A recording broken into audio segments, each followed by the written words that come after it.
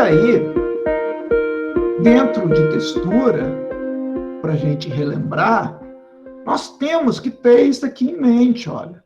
Eu tenho diferentes frações, argila, silt e areia. Olha, quando a gente pensa em areia, olha a quantidade maior de quartzo. Quando a gente pensa em silt, eu tenho menos quartzo e argila quase nada de quartzo. Por quê? O quartzo na fração areia, ele é valente, ele é resistente ao intemperismo. Enquanto na fração silt, ele transforma em argila. Observe essa distribuição de argila.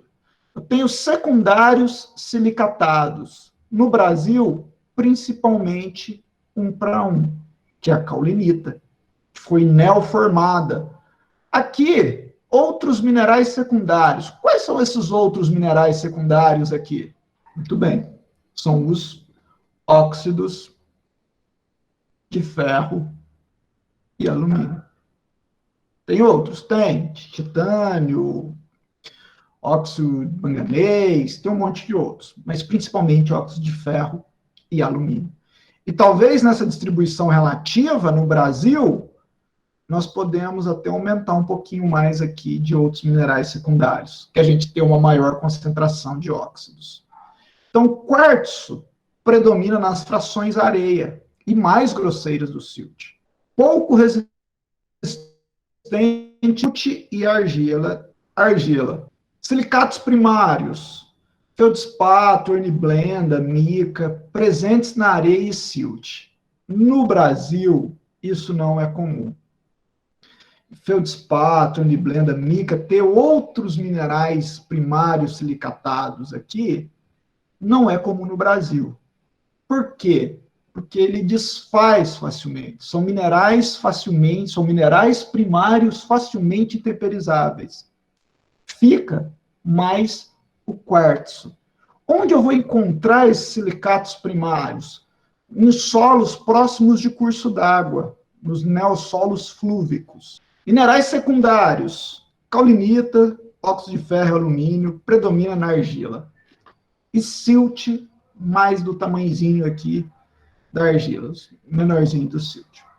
Então, essa distribuição fala muito para a gente da CTC do meu solo, da fertilidade natural do meu solo e, por consequência, dos atributos que estão relacionados com a textura, como a fixação de fósforo.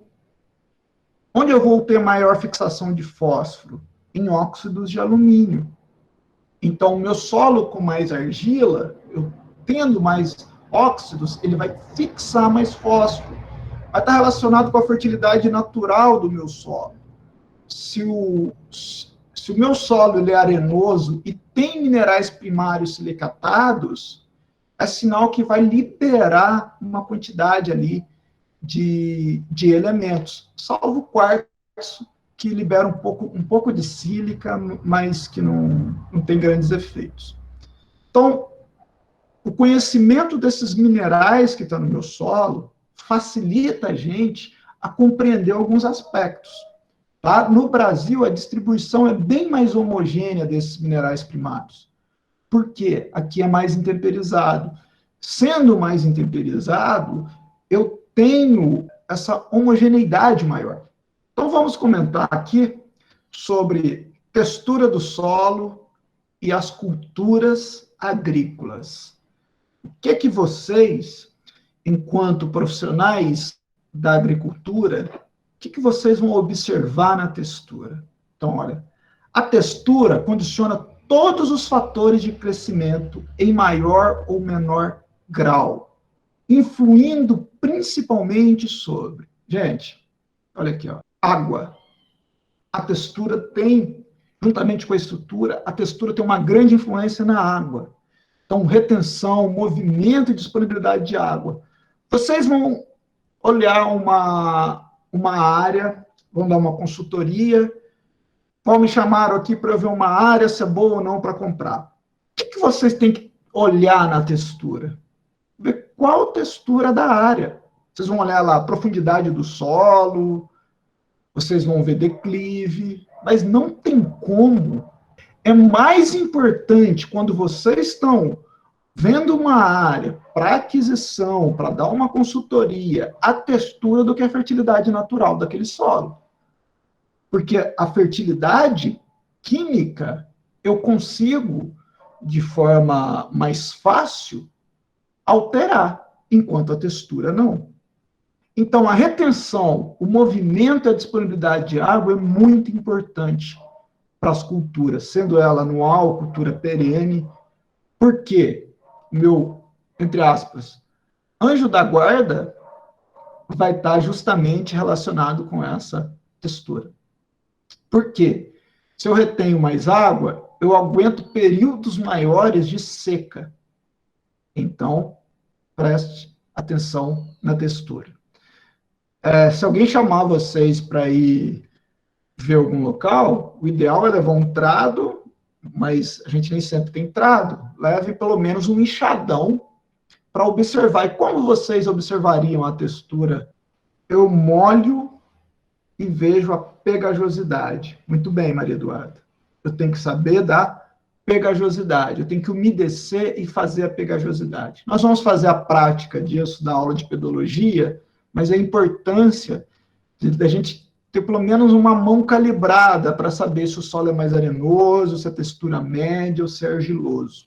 O solo mais argiloso, ele é bem pegajoso. Ele é bem pegajoso.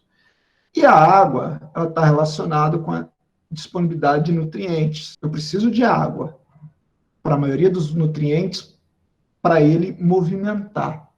Então, está relacionado com a disponibilidade de nutrientes.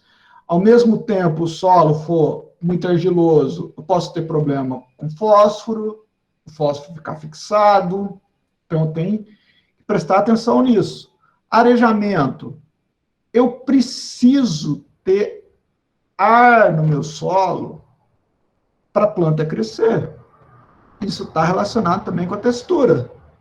Então, água, ar, vai estar tudo influenciado com o tamanho dessas partículas. Resistência à penetração das raízes. Resistência à penetração. E aqui está relacionado, por exemplo, do argissolo, a diferença de textura. Se eu tenho um horizonte A com um horizonte BT, que é mais argiloso, que é mais coeso, muitas vezes as raízes crescem de forma lateral aqui. Porque quando está seco esse BT, ele dá uma diferença de resistência ao crescimento das raízes, e as raízes vão crescer lateralmente. Essa compactabilidade do meu solo, a resistência do meu solo a ser compactado. Se o meu solo ele é mais ou menos vulnerável a essa compactabilidade. Inclusive, nós temos que trabalhar com a prevenção, nós vamos falar bastante aqui, a prevenção da compactação, com o diagnóstico se o meu solo está ou não compactado, e as medidas curativas da compactação. Então, isso tem muito a ver com a textura do meu solo. Então, algumas vezes, a gente tem que prestar mais atenção na textura do que na fertilidade química em áreas que eu vou adquirir. Muitas vezes, a fertilidade natural do meu solo pode ser lá em cima. Pode ser lá em cima.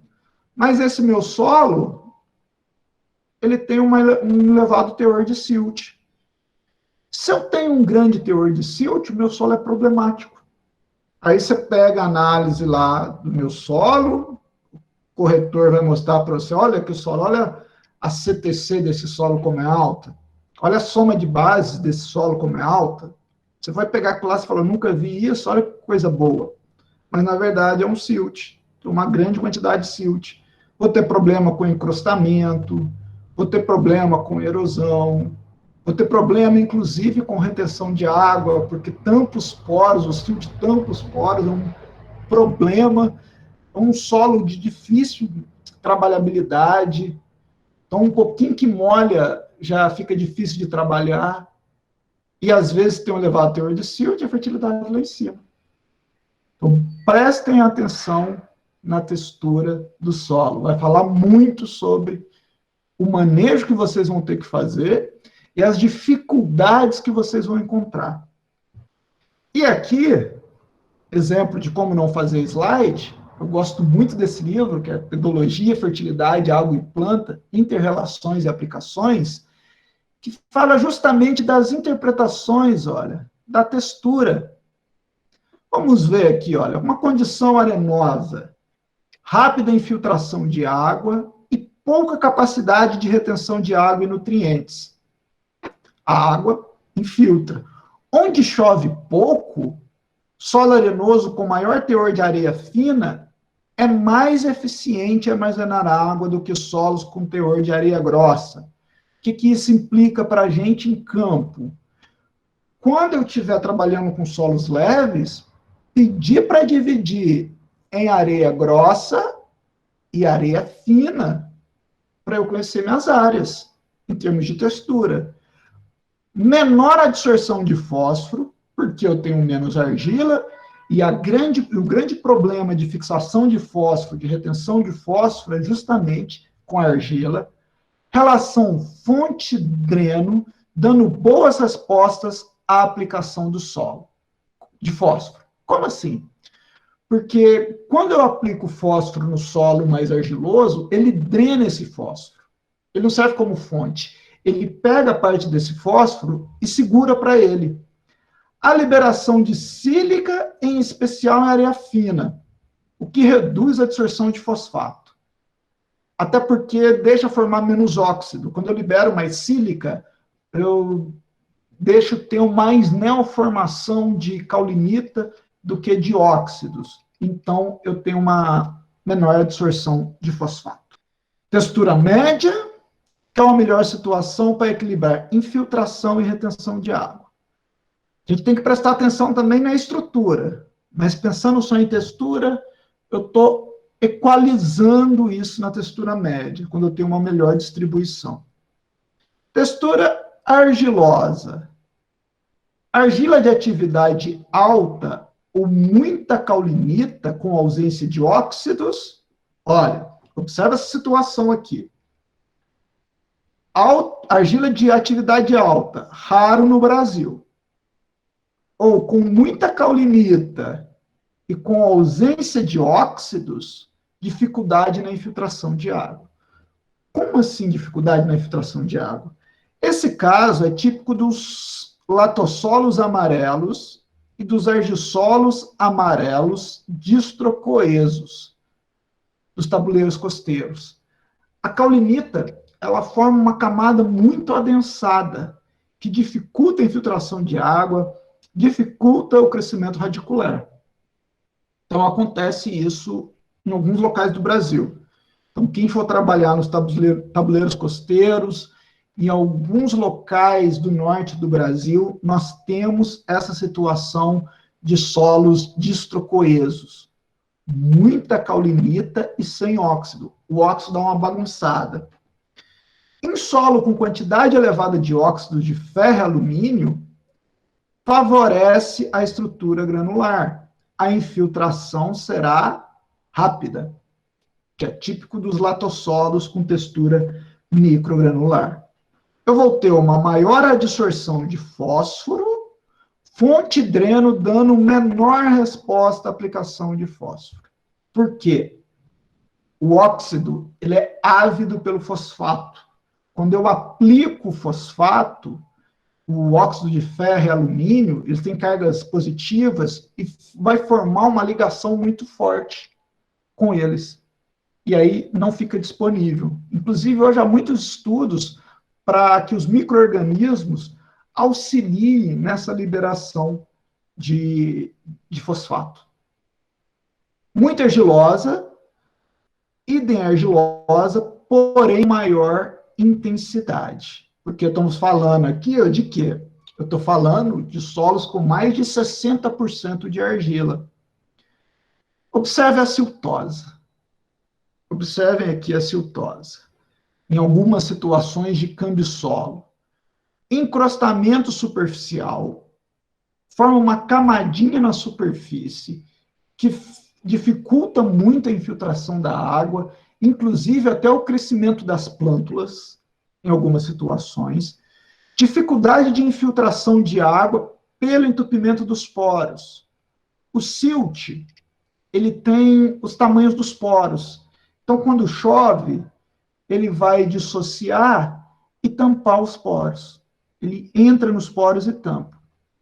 Maior teor de mineral primário facilmente temperizável. Qual que é a vantagem aqui de eu ter uma maior quantidade de mineral primário facilmente temperizável? Então, eles vão se intemperizar. Nesse processo de intemperismo, o que acontece com os elementos que estão nesses minerais? Eles vão para a solução. Indo para a solução, eles vão servir de fornecimento de elementos. Então, por exemplo, eu tenho um feldspato potássico no silt. Feldspato potássico no silt. Vai acontecer um intemperismo. O potássio que estava preso no silt, ele vai para solução, servindo de fonte de nutriente para a planta, em um solo com certa quantidade de silt. Por isso que eu comentei com vocês, um solo siltoso, muitas vezes ele tem uma fertilidade natural mais elevada, mas fisicamente é um solo muito difícil de trabalhar. Então, o solo siltoso, ele pode liberar esses elementos para a planta. Mas se ele tiver muito silt, é difícil, bem difícil, trabalhar com esses solos. Acontece em alguns casos, em alguns cambissolos, eu tenho um elevado teor de silt, um B muito pequeno, um C profundo, e esse C com uma grande quantidade de silt, que pode causar problemas.